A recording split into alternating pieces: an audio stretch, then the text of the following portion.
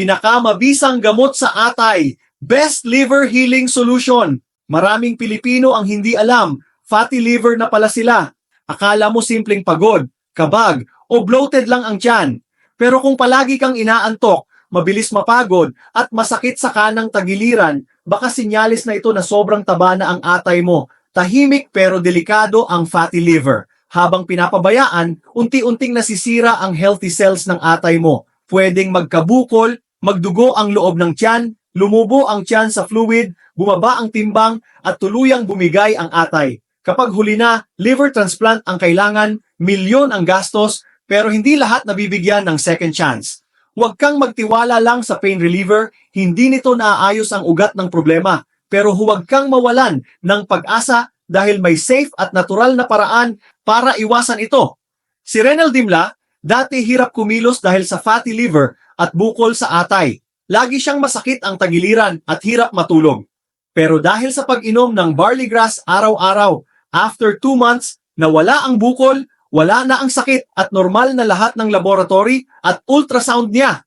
Ang barley grass ay natural na detox, puno ng chlorophyll at antioxidants na naglilinis ng dugo, nagpapalakas ng immune system at tumutulong tunawin ang taba sa atay. Pinoprotektahan nito ang liver cells para iwas komplikasyon. Mahalaga ang disiplina, kasabay ng natural na tulong ng barley grass, siguradong safe ang atay mo. Hindi ito instant miracle, pero proven safe at abot kaya. Kung mahal mo ang sarili mo at pamilya mo, huwag mo nang hintaying lumala pa ang atay mo. Protektahan mo ito habang maaga pa. Subukan mo ang barley grass at magpatunay na kaya mong gumaling at maging healthy. Deserve mo ang masaya at malusog na buhay na walang iniindang sakit. Message us if interested to know more about barley grass. Totoo nga. Totoo. Hindi ako makapaniwala. Kahit yung nag-ultrasound sa akin, in-ultrasound niya ako. Sabi niya, wala po talaga, sir eh. Sabi ko, hindi, tignan mo mabuti. Nakitaan ako ng bukol niyan 2 months ago. Tignan mo mabuti. Kinakapa niya. Dinidiinan pa nga niya eh, pati sa gilid, kinakapa niyang ganyan. Sir, wala talaga sir eh.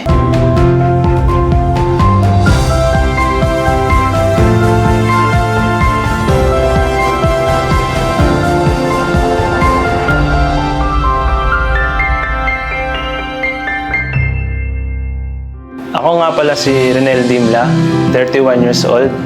Nakatira ako sa Pasong Tamo, Quezon City. I own a laundry shop. Nagsimula ang lahat to way back 2 years ago. Yung mga sintomas ko is mga pangangalay ng likod, masakit yung likod. Nung una hindi ko iniinda kasi nga baka iniisip ko baka napilay lang o kaya naipitan ng ugat kasi dahil sa trabaho. Hindi ko siya pinansin. Nung lumipas yung mga linggo na pabalik-balik yung sakit ko, lalong lumalala. Hanggang sa gumapang na lang yung sakit hanggang likod, sumasakit yung ulo ko. Hindi na ako makapagtrabaho sa laundry nun. Napapabayaan ko na yung mga tao na lang doon ang nag-aasikaso kasi mas pinipili ko yung kalusugan ko eh. Saka paranoid na rin talaga ako nun. Hanggang sa nakita ko nga yun sa social media, barley. Pero hindi ko pa kilala si Salveo nun. Nag-try ako ng barley. Sabi maganda daw yun sa mga muscle, mga ganun-ganun. Nakita ko siya. Nag-take ako, nag-try ako. Within a week, nakakaramdam ako ng mga side effect. Ayun, sabi ko, ay, hindi maganda to. Hindi maganda sa akin to. Nagtatae ako, sumasakit yung tiyan ko, sumasakit yung ulo ko. Tinigil ko yung barley. Then, lumipas ang buwan ulit, lumalala yung sakit ko. Dibdib ko, sumasakit na, gumagapang na sa likod. Yung tiyan ko, lagi ako sinisikmura, panay dumi ko. Yan, hindi nawawala, pabalik-balik, on and off siya. Pati yung pangangalay sa likod, di rin nawala yun. Doon ako nag-decide na magpa-check up na sa doktor. Ang unang doktor ko nun is osteo.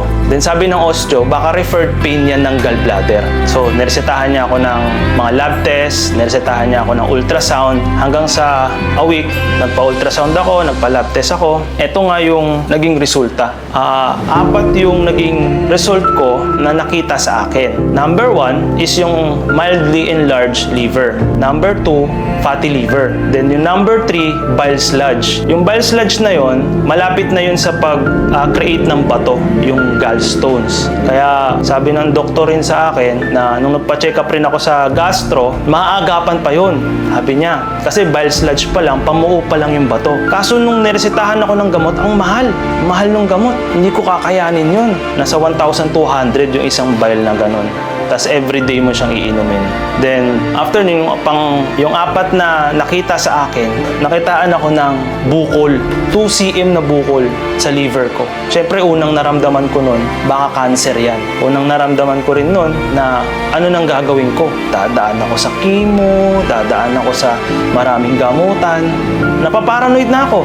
Halos mabaliw-baliw na ako nun. Kasi, sino ba naman makitaan ka ng bukol, masalo na internal. Okay pa kung sa labas eh. Kasi pag sa labas, madali lang yun eh. Pag sa loob, naku, mahirap nun. It's either surgery or radio or shockwave, mga ganun. So, ganun ulit. Sabi ng gastro ko na doktor, pa-lab test kita, pa-CT scan kita, maraming blood test, ganyan. So, syempre, ang dami nun. Ang mahal nun, gastos yun, di ba? Nung nalaman namin na may nakitaan akong bukol sa liver ko, ang unang expression agad ng father ko, ipagpasa Diyos na lang natin.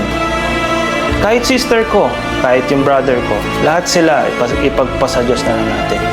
Siyempre ako, bilang tao na nakakaramdam, and may history kami ng cancer, diba? Sino bang hindi mapaparanoid? Then nag-i-scroll ako ngayon sa social media. Nakita ko nga tong testimony ng under ng Salveo barley.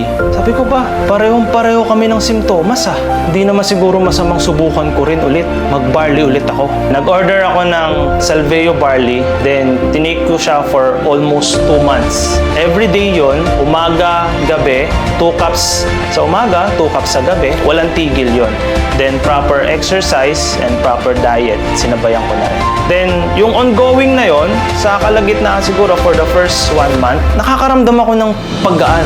Yung sa tiyan nawala. At isa pa, hindi ko nararamdaman yung simptomas nung tinake ko nung unang barley. Wala siyang simptomas sa akin. Hanggang sa, yun na nga, yung after 2 months, sabi ko ba, parang wala na akong sakit ah. Parang hindi na nangangalay.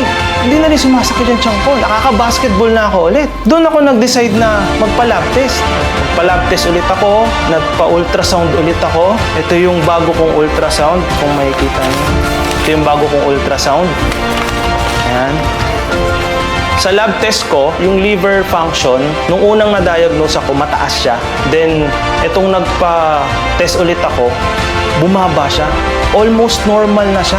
Yun yung sabi ko na sa sarili ko na, effective nga.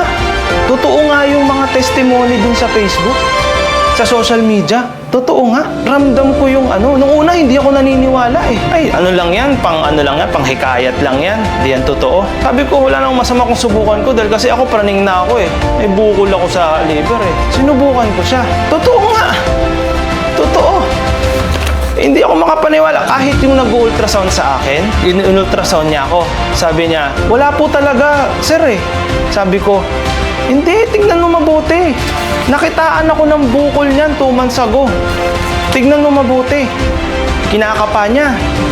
Dinidiinan pa nga niya eh, pati sa gilid, kinakapa niyang ganyan. Sir, wala talaga sir eh. Ano magagawa natin? Sabi sa akin nung nag-ultrasound, balik ka bukas sir. Baka siguro hindi ka pa nakakadumi. Fasting ulit ako, balik ako bukas. Nagpa-ultrasound para assurance ko talagang wala. Tinignan niya lahat. Tinignan niya gallbladder ko, liver ko, tinignan niya. Wala. Kung makikita niya sa resulta, lahat. Normal ultrasound, study of liver, gallbladder, hindi na ako gallbladder sludge. Yung liver ko walang makitang bukol, kinalkal ng mabuti, wala. Hindi na rin siya enlargement, normal size na siya, 13 cm na lang siya. Hindi na rin daw ako fatty liver. So hindi ko alam, hindi ako makapaniwala. Tulala na lang ako that day. Nung nalaman ko na wala silang makita sa liver ko, hindi ako agad naging kampante. Siyempre, gusto ko pa rin maka-double check, 'di ba? Kapraningan ko pa rin yun eh. Hindi naman lahat is 100%. Doon ko na pina-check sa doktor mismo. So pinatingin ko sa doktor para makasigurado. Pina-check ko sa doktor. Dok, hindi ko po alam eh. Wala akong makita nung pa-ultrasound ako. Humingi na lang ako na pasensya kasi hindi ko sinunod yung mga sinabi niya kasi alam niya naman na mahal eh. CT scan, ang mahal nun. Hindi ko kaya yun. Sabi lang ng doktor sa akin, anong ginawa mo? Salveo Barley. Lang ako, Dok. After 2 months kung pagtitake ng barley, nag-try ako magpa-ultrasound kasi kinakabahan ako. It's either lumalaki yung bukol or hindi siya lumalaki. It's either malignant or benign. Eh, Dok, walang makita. Kamot na lang sa ulo yung doktor. So, clear. Nag-second opinion, nag-third opinion ako, nag-fourth opinion pa ako sa iba't ibang doktor. Lahat sila sinabi nila clear. Ako, thank God, thank you, Salveo Barley. Grabe himala ng Salveo Barley. Hindi ko akalain na totoo pala talaga yung sa social media.